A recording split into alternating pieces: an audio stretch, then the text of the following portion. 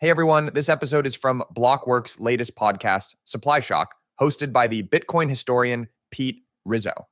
This week, he was joined by Dennis Porter of Satoshi Action Fund to discuss Trump's crypto reserve announcement and the legislative goals of the Trump administration. Enjoy. There's a very clear difference between Bitcoin and a lot of these other coins out there. And we got to make sure that Bitcoin is in the strategic reserve. And we have to show not just politicians, like I said, but also these crypto lobbyists and crypto companies why it is so critical that Bitcoin be the cornerstone of this reserve. Hey everyone, quick shout out to today's sponsor, Namada. Namada is currently entering phase 3 of their mainnet rollout, so make sure you check it out by following the link in today's show notes. We'll talk more about Namada later today, but for now, let's get started. Hey everyone, quick disclaimer before we get into today's episode. Nothing said on Bell Curve is a recommendation to buy or sell securities or tokens. This podcast is for informational purposes only, and the views expressed by anyone on the show are solely our opinions, not financial advice.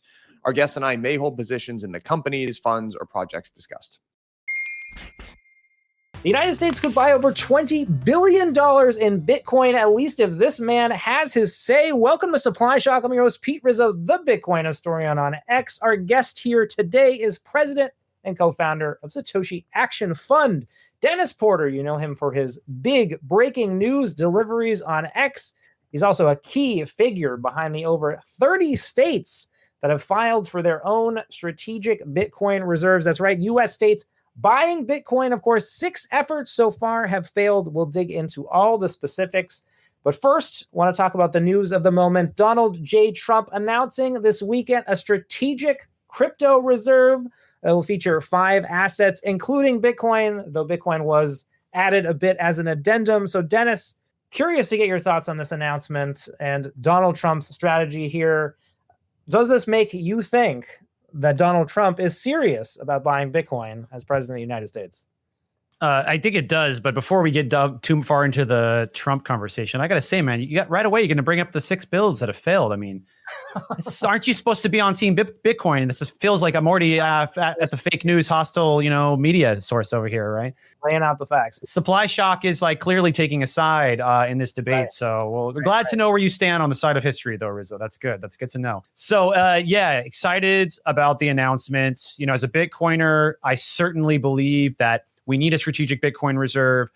I am on the side of let's just do Bitcoin. I mean, that's going to be my preference. I wouldn't call myself an ultra Bitcoin maxi, but Bitcoin is the only thing I hold. I like things like stablecoins. So I'm a non-traditional Bitcoiner. And I do see also really clearly the political landscape. I mean, we're sitting in this environment right now where the crypto industry has spent hundreds of millions of dollars. In fact, it was funny because just a couple years ago, I was telling everybody, like, if you want a seat at the table, you're going to have to spend more money. And I'm not necessarily a big money in politics guy. In fact, I'm pretty strongly against the amount of money that can be spent. But at the end of the day, this is a system that we currently live in. If you want a seat at the table, you got to spend more money. In the last election cycle, the amount of money the crypto industry spent has changed radically. So we went from being one of the smallest spenders in the entire political space to the largest spender by far and away. I mean, if you look at this election cycle, we spent more than everyone. We spent more than the military industrial complex. We spent more than healthcare. We spent more than the oil and gas industry. I mean, we are the biggest spender.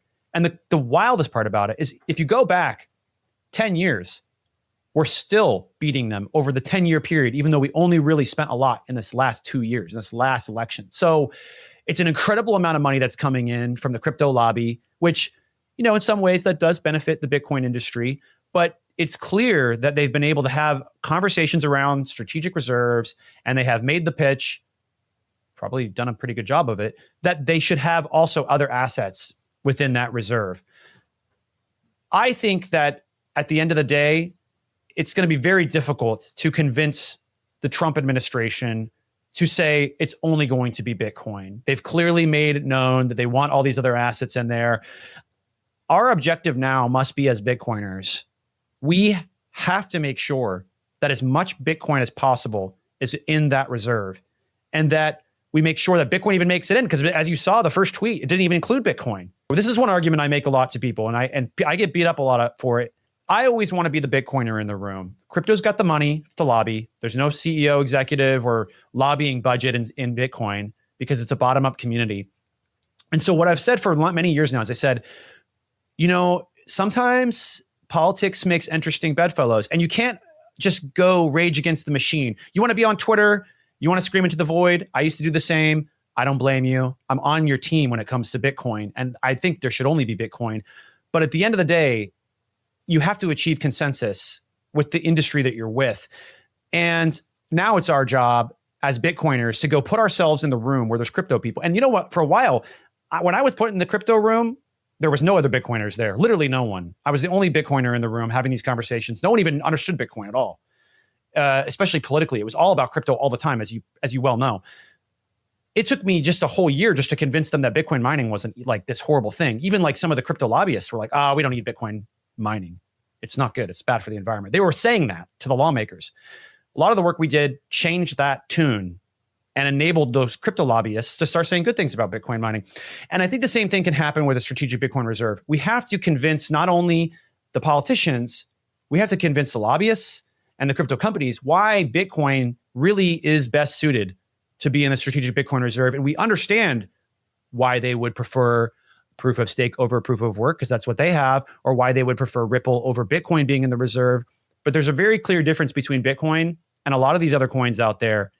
And we got to make sure that Bitcoin is in the strategic reserve. And we have to show not just the politicians, like I said, but also these crypto lobbyists and crypto companies why it is so critical that Bitcoin be the cornerstone of this reserve. Two-part question follow-up. I think you answered it a little bit, but want to nail it down just to get your thoughts. So is this strategic digital asset reserve happening 100%? And is Bitcoin guaranteed to be included? Sounds like you think no. I don't think either of those things are 100%. Certainly, I think there's a very high chance if it does happen that Bitcoin will be in there. But again, it was an afterthought. It was the second tweet. It was like a follow-up conversation. So we really need to be taking that very seriously and recognizing that, a lot of Bitcoiners are like, Bitcoin should be the only thing in this reserve. Nothing else should be in it. I think you should be more worried about whether Bitcoin will be in it at all. So these conversations need to be had. We need to be talking to lawmakers on both sides of the aisle, why Bitcoin truly matters and why it's really should be the cornerstone of the strategic Bitcoin, or the strategic crypto reserve, I should say.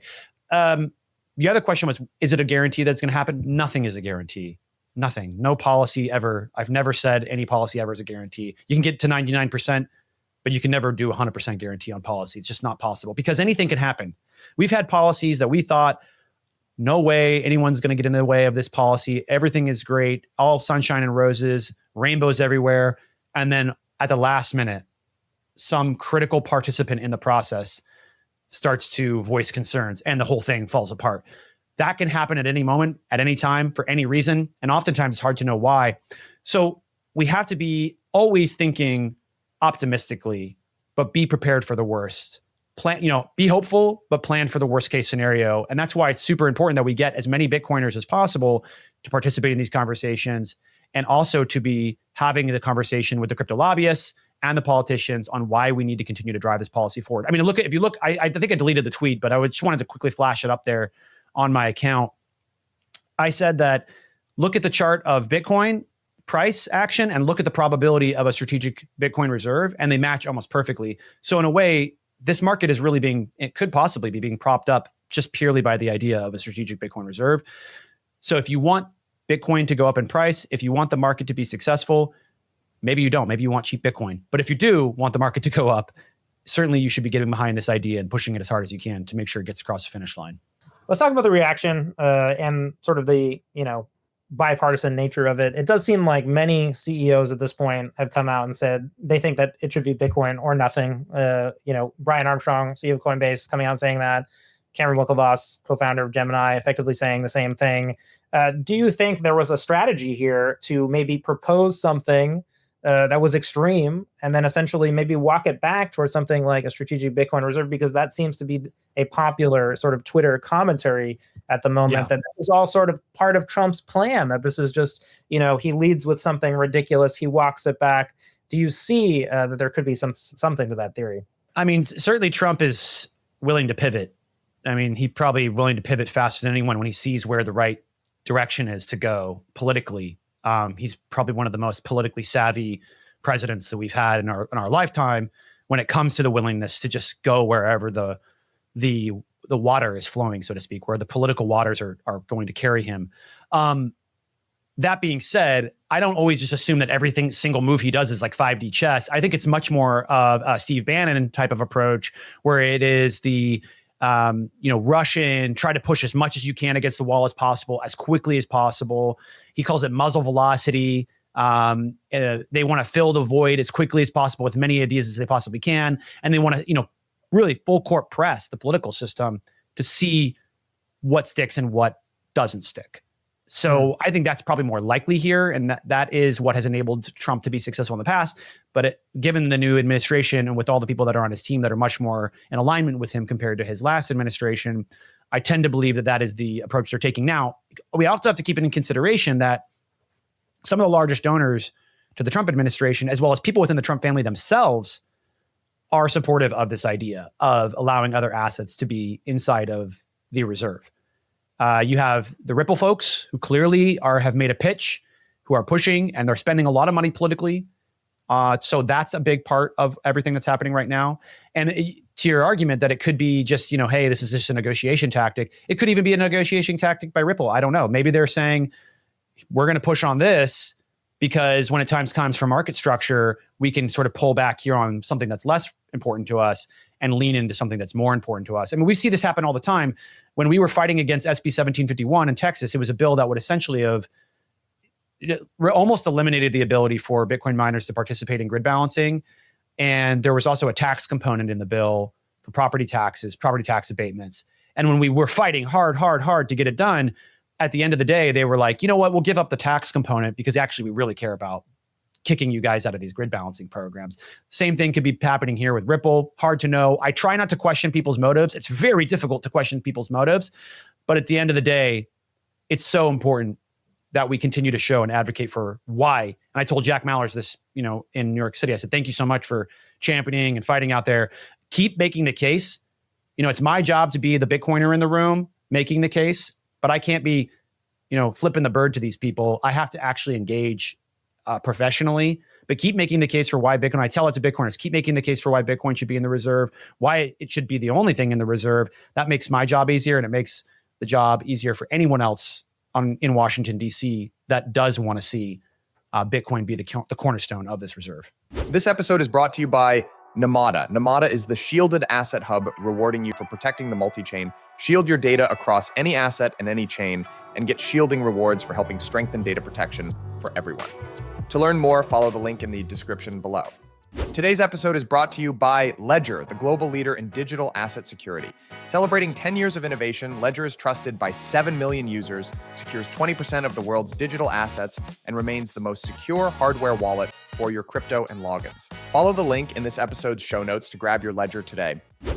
Let's talk about the case against ADA, XRP, Sol. We know that these are cryptocurrencies that, were started by founders, have heavy concentrations where, in some cases, a single owner, or multiple owners who are part of the founding team have a majority of the supply. How do you make that case against, if you are talking to the Trump administration and pushing a Bitcoin-only reserve, what is the case against these assets? I won't single out one asset in particular, but we'll really just compare Bitcoin to the broader crypto industry. And at the end of the day, 99.9% of crypto, these are platforms. These are places where you would want to, and maybe some of it will come to Bitcoin one day, but if you're an ossification person, you probably don't believe that any of that's going to happen in the Bitcoin space. So some of these things are going to survive outside of Bitcoin. Stablecoins could be one. DAOs is something certainly that people have been very interested in smart contracts. These things all operate on top of these platforms. And these are really crypto companies. These are platforms that enable these technologies and these utilities to be able to function properly. And there's a race to the bottom to ensure that the price to participate or to have these smart contracts, games, you name it, stablecoins on those platforms. It's a race to the bottom to provide those services, which means that they want to get it to be cheaper and cheaper and cheaper. When you drive things to be cheaper and cheaper and cheaper in the crypto space, you drive away decentralization. And as you drive decentralization away, you increase the odds that the people who are controlling those platforms, very much like controlling a company, can do what? At any time, they can change the protocol, which means that at any time, they could increase or decrease the supply. So just from a financial perspective, I don't go as far as to say it's a national security interest if we have Ripple or whatever else in this reserve. I think it's just a financial problem. It's a financial problem. Does it make sense to invest our money in an asset that at any point a crypto company, once sufficiently no longer decentralized, can manipulate the price and dilute the amount of the current supply? So look at a lot of these companies out there already. Some of them have already done it. And some of them are moving further and further away from decentralization because decentralization doesn't make sense for everything. Decentralization is a tool to protect the world's most important things. Money is one of the most important things that we can protect with decentralization. I would say voting kind of makes sense at one point if we can figure out a way to decentralize the voting platform, so to provide transparency and auditability. I think that cost makes sense to show that our votes actually matter and do count, and we can verify them. Same thing with money. I don't think it makes sense for gaming. I don't think it makes sense to brutally decentralize a platform so that people can have their game decentralized, so that if the game console shuts down, they can take their item from one game to the next. I get why you would want to do it. I just don't think you need to ruthlessly defend it with decentralization. Enable that through these platforms, but making it so it's impossible for those items to go away because you've so ruthlessly decentralized your platform doesn't make any sense to me. I don't think it makes sense similarly with other types of utilities that operate or want to operate on top of these crypto platforms. So the argument really is, do you want to invest in an asset that is trending towards an environment where it can be manipulated? That maybe you do. Look at MSTR. Look at Apple. Look at all these other stocks. They certainly devalue and manipulate the stockholders. They dilute them all the time. Sometimes it's a good thing for the stockholders and they agree that they should go that direction. I mean, MSTR is certainly convinced their stockholders of that. Sometimes it's not. But the idea that our US government is going to invest taxpayer money into these types of assets and they don't have any sort of control over the manipulation, that's the concern I have. I don't think it's a national security risk, obviously, unless you invest way too much money, which I don't think we're going to do. But I do think it's a national security risk not to have any Bitcoin. And so that's why I'm going to continue to fight to make sure that Bitcoin is a cornerstone of that reserve. And hopefully maybe one day we wake up and maybe we get an EO that says, let's create a crypto strategic reserve. And then Senator Lummis comes back around with her legislation and is able to pull that Bitcoin out and put it into its own siloed strategic Bitcoin reserve. I want to get into the question of when, and then also loop in kind of the main theme of this, which is obviously the states buying Bitcoin. Cynthia Lummis telling the news, making her rounds, I believe, on Fox News last week, claiming she thinks the states are going to beat the federal government to buying Bitcoin. I know you've said you're bullish on Utah being the first U.S. state to put Bitcoin on the balance sheet, maybe as soon as this March. So how does Trump's announcement shake this up? Do you think that states will beat Donald Trump to buying Bitcoin and putting it on the balance sheet? I absolutely do. There's a number of different states that are well positioned to be able to get this across the finish line, but nothing is a guarantee. You know, we were very optimistic about Utah. It's down to the wire now. We'll see what happens. They're in the last vote. They've got to get it through the Senate before the end of the week. Texas is looking good. The end of this week, they have to have the vote in the Senate in Utah. So they're making that. They're getting ready to make the decision on when to have the vote and trying to get the senators on board. And then you also have Oklahoma, which looks good. You're going to have some great legislation moving forward there in the House here shortly. And then you also have North Carolina, which looks really good. Our good friend Dan Spuller out there leading the charge. Iowa is also a great possibility as a target state. And as I said, Texas just a moment ago is well positioned politically to get it done. Yes, the Trump tweet helps, especially in these red states. To what degree, hard to measure, but it does create a pathway for lawmakers and treasurers to get on board because they know that the person at the very top of their party and the top of the country has their back on this idea as well. Well, maybe we could dive into Utah because that, I think, is the big question. That's been something that people want to know. Is it going to happen? What are the actual dynamics of what's going on? So it sounds like you're saying this week it'll be decided. What are the remaining questions that people have? How are the political parties aligning? Is it bipartisan? Are you optimistic? Love your thoughts. Yeah, so at the end of the day, it's coming down to the wire. We've done everything we can to put it into a good position, and it's really going to be up to the Senate president, and the treasurer if they believe that this is the right direction to take or not. We think it's about a 50-50 right now. We were very optimistic about the state, and we've gotten it into the position to where it can pull the lever and be the first to in the entire country get this legislation across the finish line. Certainly, every time you have a brand new piece of policy like this, it's always going to have some consternation. I mean, the vote in the House was close. It was 38-34. Then in the Senate committee, it was a tight vote. So in the Senate floor, it's also going to be a tight vote. And it's hard to know one way or the other which direction it's going to go. It really is going to come down to the wire. And that's why we'd encourage anybody in the state of Utah that wants to see this thing get across the finish line to please reach out to your lawmakers and let them know that you support this type of legislation. Well, what kind of things are being debated at this point in the bill, right? So it was introduced earlier in the session. I assume critics have kind of had their voice. Like, are there particular issues that you think would stop Utah from buying Bitcoin at this point, or it's just this is the nature of legislation? It is purely down to the comfortability of the lawmakers. I believe that the legislation was written the appropriate way.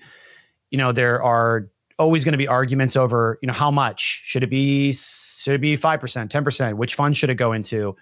I don't really believe that there is a serious debate that needs to be had. I think it's just a matter of comfortability of which, funds they want it to go towards. And we work with every lawmaker, and we try to work with the treasurers as well every time to get their input on what they believe is the right direction. We think the bill is written well. We think the bill is written the right way to get across the finish line, but it's going to come down to the comfortability of the folks like the treasurer and the Senate president and the folks in the Senate on where they think whether or not they think it's a good idea, right? Because obviously the bill sponsor, Senator Colomore, who is the majority there, the majority leader, he thinks it's a great idea. He's got a lot of political power, but there are always other forces at play when it comes to getting legislation across the finish line. We're very optimistic, but it's going to be another tight vote. So if that is something that people want to see get across the finish line, I don't know when this episode is going to come out. Obviously, if it needs to come out before Friday in order to make a difference. But if they want to see something change, I would highly encourage them to reach out to the treasurer's office and to the Senate president, as well as if you're a constituent, reaching out to your lawmaker as well. That's a senator, and let them know that you support this legislation. Do you see Utah being a bellwether here? There's been, I think, a lot of community sentiment. Of course, I've been tweeting pretty actively about the U.S. states that are, looking to put Bitcoin on the balance sheet. Obviously, it's a historic race. Utah really has become the front runner and has become associated with this, I think, within the Bitcoin community. If the Utah vote doesn't pass, or if it does pass, like, how do you think that changes the trajectory for the entirety of these 30 bills? It will make a big difference. Absolutely. The momentum that we've been able to generate off of Utah has been instrumental. Just like the momentum that we generated off of Pennsylvania by it being the very first state to introduce strategic Bitcoin reserve legislation at the state level. And if we want to capture that momentum, we can with a passage of the bill in Utah and continue the momentum. I still believe, regardless of whether or not Utah passes this bill into law, we will see other states go on to pass it into law. There are independent political movements taking place in each of these states, and there are different forces at play in each of these states. Now, if Utah were to pass it, not only would it help provide additional political momentum to the current states that are looking to get it done, but the ones that are more on the fence, I think that's where it makes a big difference. The ones that are on the fence that I don't feel have the political momentum currently could generate significant political momentum from this type of concept getting across the finish line in a state like Utah so early in the process. Of the ones, a little bit of back and forth at the top of this episode, I did mention that there were a few bills that have failed to pass so far. Have we learned anything from those? Are there lessons learned that can be applied to something like Utah or Texas or North Carolina going forward? What do you make of those failures or those just, tablings in some cases, like in the case of New Mexico? Yeah, definitely. Absolutely. Every process, every policy, every legislative cycle is an educational process, not only for lawmakers, but for us at Satoshi Action and for other groups that are working as well. Probably the most obvious one would be in Wyoming. It was a little bit of a matter of miscoordination because everyone, oh, wow, the bill failed in Wyoming. Senator Lummis's home state. Clearly, this idea is not as sold as we thought it was. The problem that happened in Wyoming was that there wasn't a group that really got behind the bill. We could have theoretically gotten behind the bill in a big way, but, it's the state of Wyoming, and we just kind of thought, we're so busy in so many other states that Wyoming has been such a leader. They probably don't really need our help because they've consistently been able to get these things across the finish line without our help. They've done amazing work. The problem with an idea like strategic Bitcoin reserve, though, is it is such a new idea.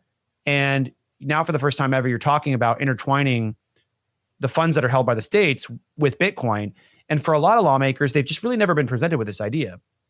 And so if you don't have a group like us, or there's other groups as well on the ground in some of these states pushing this legislation across the finish line, if you don't have a group behind it, getting ready to get in the trenches, educate lawmakers on why it's important, because it's easy to get a bill sponsored. I wouldn't say easy. It's relatively, as you can see, relatively easy to 24 states, almost 25 states now. Actually, it is 25 states now that have some type of strategic Bitcoin reserve legislation that they're reviewing.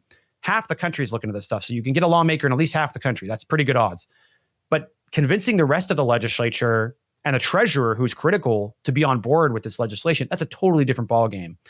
And if you don't have a group like Satoshi Action or another type of group, nonprofit, NGO, you name it, getting behind it, it is very difficult to push, because these states, a lot of these state lawmakers, they are running on massive budget deficits. They have shortfalls. Some of them have a lot of money too, but they don't tend to fund their state lawmakers enough. They don't tend to give them enough staff.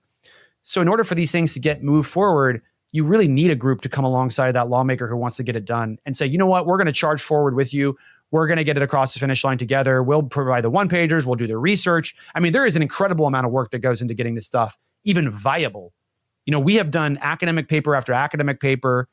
We have also done studies to show how important it is that lawmakers look at this in a realistic way. We've done resolutions in the past. We're meeting with treasurers for well over a year now. You know, everybody's jumping in right now. We have been meeting with these treasurers for a long time, providing that comfortability. We have been doing resolutions to have states look into studying Bitcoin for the purpose of buying in the pensions. We have been doing one-on-one meetings, driving advocacy campaigns. We helped over 200,000 people write letters to their lawmakers at the state level, advocating for this type of idea. It's an insane amount of work that goes into just having a shot to get this across the finish line. So if you don't have that, I mean, the odds of passing it are basically zero. And in the state of Wyoming, unfortunately, we assumed there would be a group that would get behind it or an effort, and it just didn't materialize. So next year, we'll definitely be back. If they want us to help them there, we're happy to help. We don't want to step on their toes, but if they want to see us help them, we're more than happy to get into the fight. So we certainly learn a lot every single time. When we first started in June of 2022, FTX had just collapsed. You know, lawmakers were like, what are we even going to, isn't Bitcoin dead? And we barely even knew what we were doing. We knew enough to get 2 bills passed into law, but it was very, very, very like watered down. I wouldn't say watered down is probably not the right word, but it was just much less significant than a strategic Bitcoin reserve bill. This is a much more cutting edge piece of policy, much more difficult. But the work that we've done over the last 2 years, the training, the education that we have taken in and that we have delivered has put us in a position to pursue this type of policy. Hopefully we get it across the state in Utah, but there are other options for us as well to fall back on to get that first state. Let's talk about the reactions from lawmakers. You mentioned a few times there, just the education process. Are there any interesting anecdotes or stories from when you first presented these bills, the reactions you got, to maybe the more sophisticated reactions that you're seeing now? Now that some of these bills have spent, as you said, maybe a few months in the process of being considered, have you seen lawmakers make a journey towards education? What has that been like? Oh, absolutely. You know, I mentioned earlier, June of 2022, we launched. You could barely get a phone call with lawmakers to talk to them about Bitcoin. It was very difficult. You know, luckily, in a way, there is one benefit of the shutdowns that we had from COVID. It's that every lawmaker in the world had to learn how to use Zoom. So that was good, really helpful, because most lawmakers before then, I'll tell you, they wouldn't even meet you unless you were in the state. So you had to fly there every single time. So we were able to scale our communications really rapidly and actually get these phone calls to happen without having to be, forced to go fly to every single state. And then on a nonprofit, on a shoestring budget, that was really, really important to our success, was the ability for these lawmakers and the willingness to jump on these phone calls because they had become very accustomed to it. So we find, I think it was 7 states that we introduced policy in the first legislative cycle in 2023, very beginning of 2023. And we ultimately passed 2 bills into law, but it was just protecting the ability for miners to operate. That's it. That time back then was hard to get a call. Now, if you fast forward to where we are today, lawmakers are calling us. They're sliding into my DMs. They're emailing us. They are taking our models off of our website, not even communicating with us and just introducing them. We don't even have to talk to them. It's an emergent behavior that has started to occur. And this is what we had planned from the very beginning. I don't think I really believed that it would happen this quickly, When I first started Satoshi Action, I really honestly just started it because I was worried about the direction that we were headed as a country. And I didn't see anybody getting into the fight and doing it the way I thought it needed to be done. We needed a grassroots advocacy group that could move across the country and push agendas and push policy across the finish line, educate lawmakers in mass, and drive policy wins across the finish line. We were always on our back foot, always playing defense, and we wanted to go on offense for Bitcoin. We did that successfully, and wow, things have really changed, not just because of our work. There are many other groups in the space that are making a meaningful impact, but I launched Satoshi Action because I really just didn't see anyone doing what we were doing. And I thought what we were doing is so important. And now we're in this incredible position to be able to have conversations with not only state lawmakers, state treasurers, but also we're working on some stuff on the federal side as well. Now we've been able to, because of our work, obviously people are paying attention and they're saying, wow, look at all this great stuff that's happening at the state level. Maybe we need to be working with Satoshi Action on some of this federal work as well. So we've been very fortunate to be put in that position. And yes, it's changed dramatically. And now lawmakers are more than ever willing to learn about Bitcoin, not just Republicans, but also Democrats as well. Namada is the shielded asset hub rewarding you to protect the multi-chain. Built to give you full control over sharing your personal information, Namada brings data protection to existing assets, applications, and networks. Namada ends the era of transparency by default, enabling shielded transfers and shielded cross-chain actions to protect your data even when interacting with transparent chains. Namada also introduces a novel shielding rewards system. By holding your assets in the shielded set, you help strengthen Namada's data protection guarantees and collect NAM rewards in return. To learn more about Namada, follow the link in the description below. Ledger is the global leader in digital asset security, trusted by 7 million users and securing 20% of the world's digital assets. In recent years, Ledger has built a comprehensive ecosystem of products and services, making digital ownership more secure and accessible for everyone. Ledger's newest devices, Ledger Stacks and Ledger Flex, introduced the world's first secure touchscreens, making it easier and safer to manage your assets. Alongside Ledger Stacks and Ledger Flex, they have also launched the Ledger Security Key app, offering a safer alternative to traditional password management. Follow the link in today's show notes to get started with Ledger today. Well, the watershed moment, I think, for many people just observing in the industry was over 25 states. There's only 50 states in the United States, in the Union. These bills have been introduced in over 30 states. What do you make of that? Does it really say something about Bitcoin kind of as an idea, or the idea of saving in Bitcoin and keeping it as a reserve asset? Has it hit some threshold? Is there something to be said about the fact that the majority of U.S. states are at least considering this proposal? Absolutely. It's just a sign of how quickly things have changed. The Overton window has totally shifted, and it's continuing to shift and continuing to go the right direction. And we now have 33 states with some type of pro-Bitcoin or digital asset policy, and there's going to be more. There's more coming. We're in conversations with states that aren't on the map yet, and some big ones too. So very excited about how far we've come. But at the end of the day, at the end of everything, when it comes to our work, and all of these things that you're seeing, all this orange on the map, the only way the orange stays on the map is if they pass the bill into law. If they don't pass the bill into law, I wouldn't say it was for nothing because we'll be back the next year, but that's the only thing that really matters. The only thing that really matters is you got to get this legislation across the finish line. You absolutely have to score these wins. And that's the message we've been sharing from the very beginning. But the beautiful thing about the states is you get 50 bites of the apple. You have 50 chances to score. In Washington, D.C., you only get one opportunity, and usually it only comes every 10 years. So that's sort of why we've spent a little less time in D.C., and also there's a lot of other great groups doing work there on the ground. But this is why the states are so important, because you can have so many chances to get things across the finish line, but that is the only thing that matters. Because in 5 to 10 years, the political winds could completely shift. We could see another hostile administration come through that wants to bash us all over the heads and make us think about the need to go do our business elsewhere in the world. And the only thing that's going to protect us is if we pass policy into law to protect this industry and to create regulatory frameworks that will stand the test of time.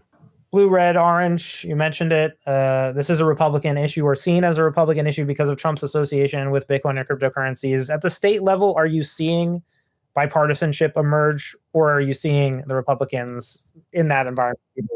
Absolutely. I mean, just look at the state. There's a lot of, obviously we're working in a lot of red states, but we work in blue states as well. We saw Massachusetts. I'll start with the Democrat sponsors. Massachusetts, 2 Democrats introduced strategic Bitcoin reserve legislation, one in the House, one in the Senate. We also saw in the state of Oregon, Representative Noce introduce a Bitcoin rights bill to protect the right to self-custody and a few other items. We will see another big bill from a Democrat coming from another deep blue state here shortly that will protect digital asset rights, Bitcoin rights. But on the states where you have Republicans leading and they're pushing legislation forward, we've seen unanimous votes. And don't assume because it's a red state that the blue lawmakers in the red state are like not very liberal or not very Democrat. Sometimes they are. Sometimes they tend to bend further to the right than, like, let's say, Democrats in a blue state. But Democrats in a red state are voting in favor of this legislation. In the state of Kentucky, we just had a 91-0 unanimous vote. There are Democrats in that state. We've had other legislation that has received unanimous votes in committee and on the floor, and Democrats have voted in favor of that. So the big thing right now is the Democrat Party is going through a massive restructure, huge restructure. It's much different than when this all happened in 2016. We didn't see this level of restructure take place. The Democrat Party is, in a way, in total rebuild mode. You know, like a sports team. Sports team gets down to the bottom of the bracket. They're one of the teams that aren't winning anymore. They, instead of trying to focus on winning next year, they go through this process of saying, we're going to take a longer term approach and we are going to figure out what we're doing wrong and we're going to fix it. We're going to take it seriously. That process is happening right now in the Democrat Party, very early in that process. But the benefit of that is the entire party is figuring out where it wants to go. And so you have this opportunity as individual lawmakers in the country to go the right direction that you think you need to go on Bitcoin, because you're not having to worry about what the party is going to say to you. You also don't have to worry about what the administration is going to say to you because there's no Democrats in power right now. Typically, when you have whoever the president is, they're the de facto leader of the party. So when Biden was president, he's a de facto leader of the Democrats. And also, everybody that's in his inner circle is very much controlling what happens in the Democrat Party. Well, during his administration, I don't think it was really his idea. I think it was more of a Warren thing. But during his administration, the de facto leader of the party was pushing and allowing for the suppression broadly, writ large, of Bitcoin and digital assets. So lawmakers that are state lawmakers and federal lawmakers that are Democrats have to be a little bit more careful. They cannot overstep the president. They don't want to be in conflict with the president and the leader of the party, generally speaking. Sometimes they will, but generally speaking, that's most lawmakers on both sides of the aisle.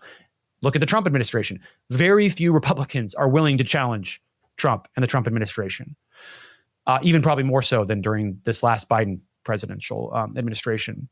But now that there's no Biden, there's no Democrat in the White House right now, and that the Democrat Party is rebuilding in rebuild mode, there's a huge opportunity for these individual lawmakers to say, you know what, actually, I am in favor of Bitcoin. I do want to see stablecoin legislation, market structure, strategic Bitcoin reserve legislation. I don't think we're going to see that broadly right away, but this is a process where we truly start to find our Bitcoin champion on the Democrat side of the aisle, not only at the state level, but at the federal level as well. Looking ahead post-Biden, I know this was a conversation in Nashville, speaking of the Bitcoin conference. The narrative was very much that the Republicans were shifting towards a Bitcoin only or Bitcoin first approach, and that it was the Democrats who were kind of broadly crypto focused, sort of, old alliances with Silicon Valley from the time of Obama's presidency.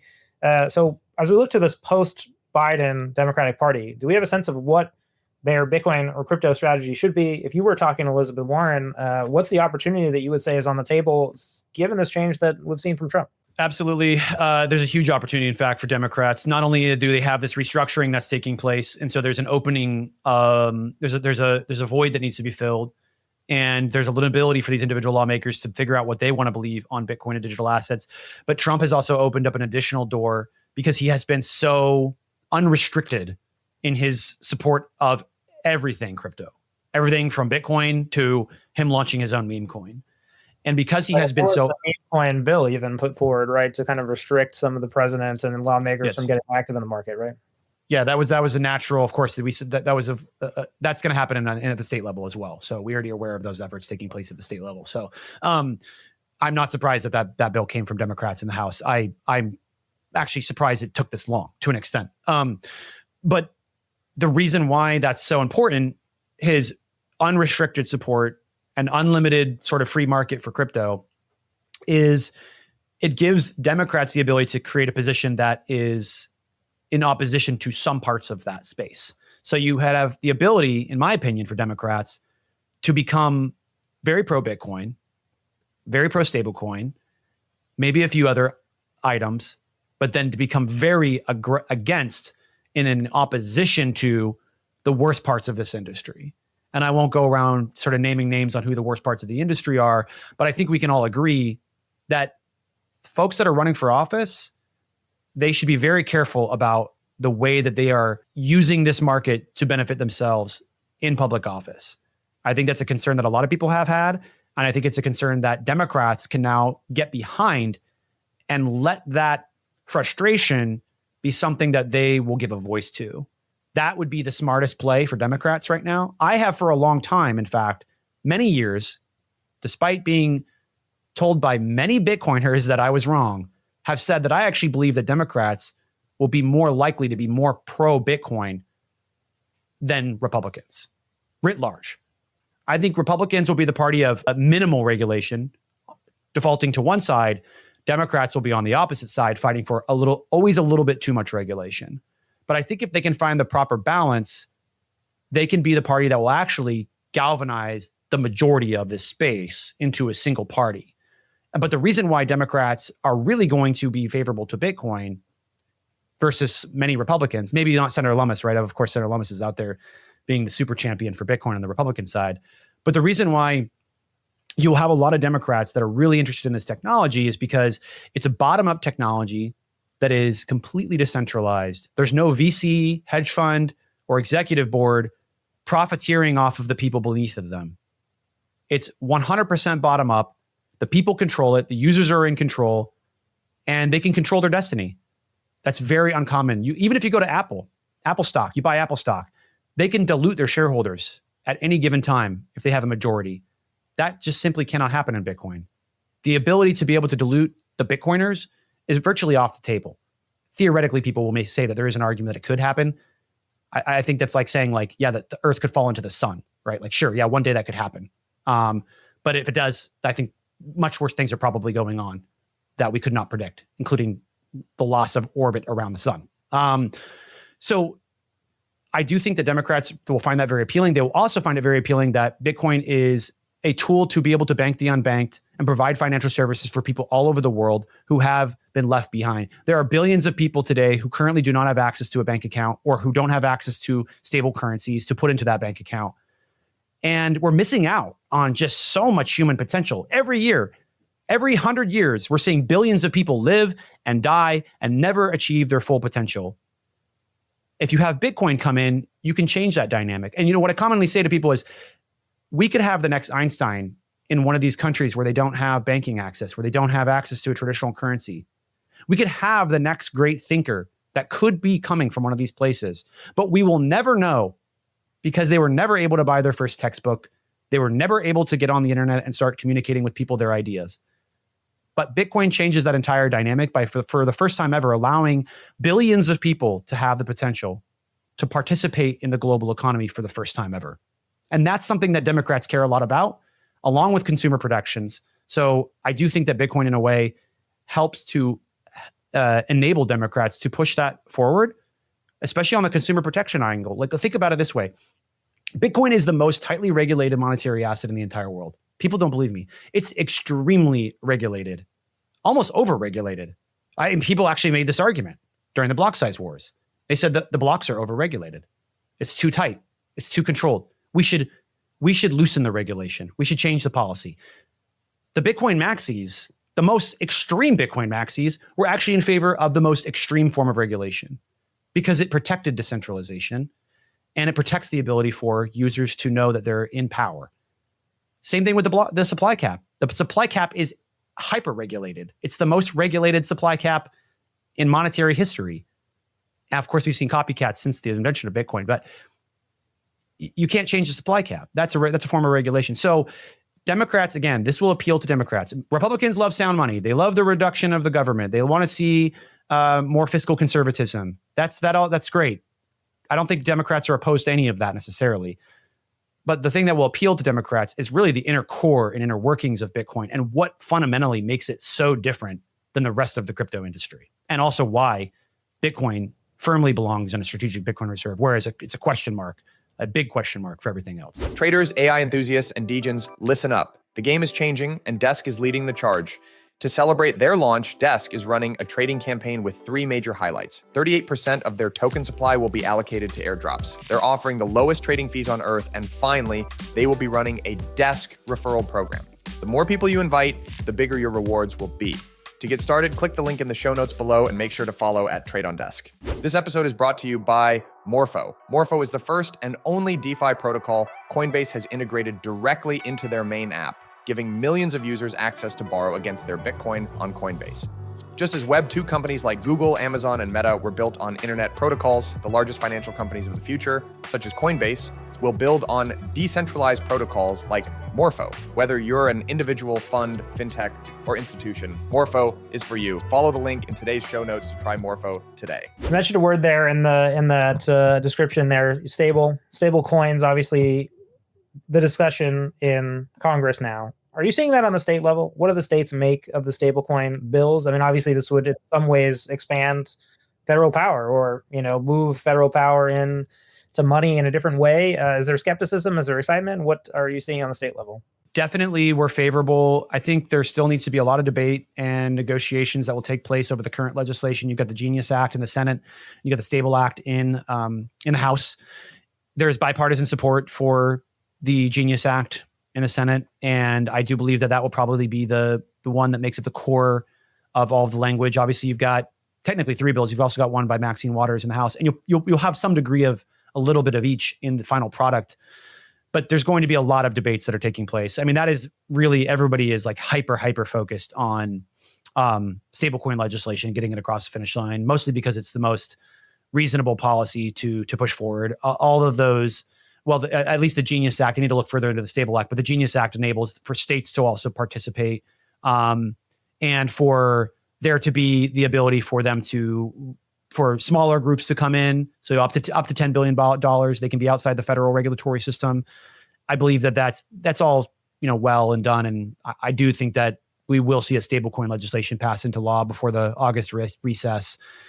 And I do want to see states be able to participate in this ecosystem as well. I'm a very big fan of the dual banking system. We have to ensure that we continue to protect that dual banking system, which has been intact for 150 plus years, and enables there to be state regulators as well as federal regulators, ultimately ensuring that there's competition over who your regulator is. Because if you're a bank and you launch, you can choose, do you want to be state regulated or do you want to be regulated by the OCC? Do you want to have FDIC insurance or not? You could pick something different. You could be fully reserve back. That's what Caitlin Long was trying to do. I think it's good to have optionality in how these banks are regulated, because that drives better outcomes for consumers and the users of those products. And I think there will be a level of resurgence of state banking over the next 10 years, 15 years, due to the advent of stablecoins and various other products that are coming into this space. But after that, we have market structure. And I think the market structure bill is going to be a bigger, I'm pretty convinced that at this point, maybe I'm wrong, that stablecoin legislation will pass on its own to get done, because it's just, there's a lot of agreement there from Republicans and from Democrats on moving it forward. Market structure, though, is going to be the next really big piece of agenda, the big agenda on the Trump agenda for crypto policy, as well as in the Senate. It's a big part of their agenda, and the industry really wants to see it get done. And I think it'll be good, because when you're able to actually implement broad regulations around an industry, you see a massive amount of investment come in. Similarly to when the 1996 Telecommunications Act was passed into law, that was something that regulated and sort of re-regulated various parts of the telecommunications industry around wireless, broadband, you name it. When they passed it into law, like go look at the charts, it's like you just see all this investment dump into that space. So if you do the regulations, because you got to do them the right way, if you do them the right way and you're able to get them implemented, we will see a massive amount of investment come into this space, because there's going to be a lot of clarity. Investors love clarity. And right now there's not enough clarity. I think we're headed towards a world of clarity. That's why we've seen an increase in the price, because people are believing that we will see that world play out. But there's still not clarity over whether you're a security, whether you're a commodity, until this legislation gets passed. And once it does, I personally believe that's when we're going to see an absolute waterfall of money pour into this space, especially within the United States. And then hopefully in that bill, we're able to include other components that are important to Bitcoiners. I would love to see some type of strategic Bitcoin reserve or digital asset stockpile get implemented through that piece. But more than likely, Senator Lummis's bill will be a third and separate conversation that will take place, whether or not they do a stockpile in that larger crypto bill. But you'll see Senator Lummis's strategic Bitcoin reserve bill hopefully move forward, as long as also Trump doesn't try to steal the thunder, so to speak, with his current legislation. Well, then I just want to wind it kind of down here as we head towards the end. Want to bring it back to the beginning, talk a little bit about Bitcoin rights. This was obviously something that was super important to Satoshi Action Fund getting started, and there's a lot of federal government support now for the industry. Why is it important to still back these kind of Bitcoin rights initiatives? Why do we need to solidify this into law now? And do you want to galvanize people towards giving those bills more of an emphasis now, even in this environment where things are friendly?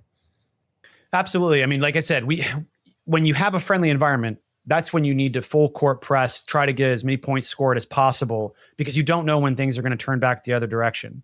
And you don't know how far you're going to be able to go until you run into resistance again. So, take cannabis for an example, right? Cannabis has run really quickly the right direction for their issue. Certainly I'm pro cannabis. I don't know where everyone stands, but let's just take it as a standalone, like their own success, caring about their own success. They have done a great job of moving across the state level. They've gotten into 75+% of the states, but there's still that last 25%. Now they know where their true targets are to potentially get to 100%. But also they've still been waiting on federal policy, and I think a lot of the momentum has really slowed down for them, partly because I think people have moved their concern to other parts of the policy arena. And right now we have so much attention, so much interest, not only from Bitcoiners, but just really the whole crypto industry on seeing these things move forward. And so we need to just diligently, right? We don't want to do it messy, diligently move through, but also quickly move through and thoughtfully move through as many of these pieces of policy as possible, and as many states as possible, and federal as well.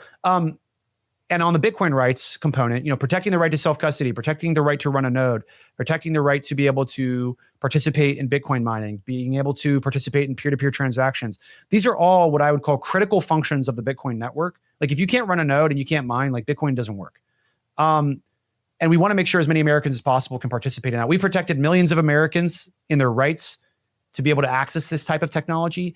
And it also helps us to generate conversations and education at the state level. So when we go in, let's say in the state of Oregon, I've been able to meet with every committee member on the committee for the bill that it was referenced to, and have great conversations with them about why this legislation should move forward.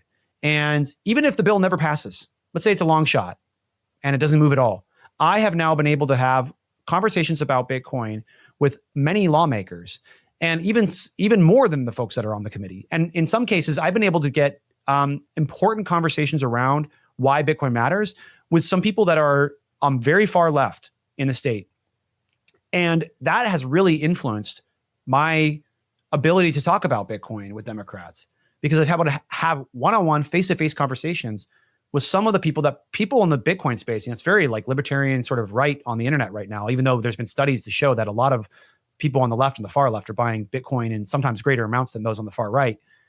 But the internet is very it's like everybody thinks that all Bitcoiners are like MAGA people, which is totally not true. But when I'm talking to these super far left lawmakers in my home state, it's very interesting. It's very telling, because they tend to say, why don't we just do Bitcoin only?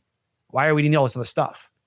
And that has been a really insightful event that has enabled me to have bigger and better and broader conversations.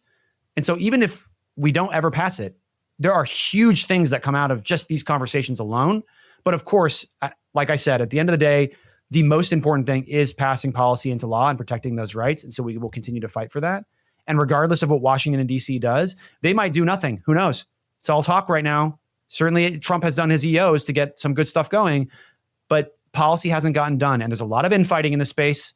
That's why they canceled that. Remember, they were going to do an industry crypto council, and Trump was like, yeah, I don't think so. And I think Eleanor reported and said there was like so much infighting in the crypto industry to get these spots that they just canceled the whole thing. That infighting could cause us to wait another 4 years or another 10 years. We don't know. Hopefully not. but it could.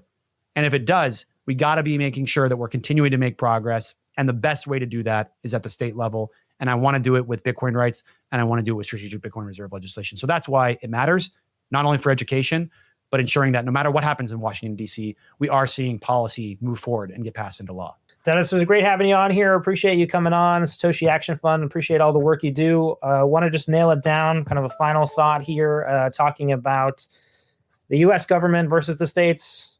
Do the states win? Do the states buy Bitcoin first? Your quick thoughts before we head out. If I had to guess, yes, but we'll see on March 7th. You're on Poly Market. You're putting your Bitcoin down right now. I don't bet. I am not a gambling man anymore. I used to love to do a little gambling when I was young, but I don't gamble on my Bitcoin, never. It's just really going to come down to Trump and whether or not he decides to push something forward through an EO. If it's legislation, it's not going to happen before the states. It's just not possible. The legislative process in Congress is too slow. If it's an EO, it'll be most likely a stockpile where they're not buying anything. So does that count technically? In a way it does. Certainly gives the federal government, I think, half of the win at least, right? They certainly take the lead. But when it comes to buying it, I don't think that buying it in an EO is likely. And if it does happen, it could get struck down by the courts, or Congress could intervene potentially. I mean, Congress is all Republicans, so maybe they don't. It's very, like I said, it's very unpredictable at the federal level. I still feel very confident that the states will get it done first, but nothing is a guarantee in life, as I've said at the very beginning of this conversation. So I hate to nail it down to not giving you a specific yes or no, but certainly a percentage. I would say it's 70% chance that states get it done first. Well, we'll see. Obviously, with Utah this week, this episode will be out on Blockworks. We'll also be at the Digital Asset Summit. So by March 18th to the 20th, when we descend on New York City, I bring the Bitcoin-focused conversation there. We'll at least know if there was a U.S. state that is going to buy Bitcoin. Definitely. Dennis, thanks for joining us. And again, this has been Supply Shock. Like, subscribe, and listen to the podcast. Appreciate you joining us.